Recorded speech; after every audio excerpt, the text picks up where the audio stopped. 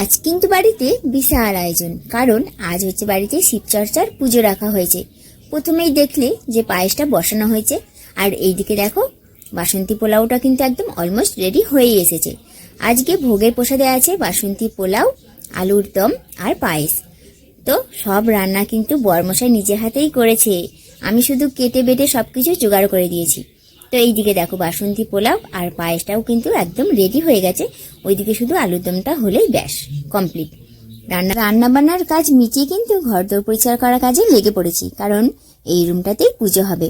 তো একদম ঘরদোর পরিষ্কার করে নিয়েছি। আর ওই দেখো গ্যাসের মধ্যে সব খাবারগুলো কলা পাতা দিয়ে ঢাকা দিয়ে রেখে দিয়েছি।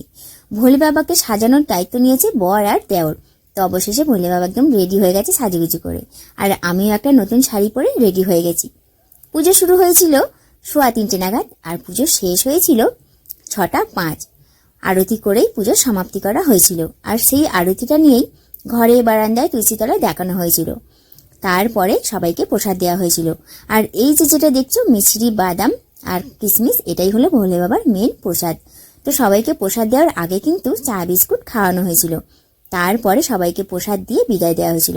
তো বন্ধুরা, আমার মিনি ব্লগটা ভালো লাগলে কিন্তু একটা লাইক শেয়ার অবশ্যই করো।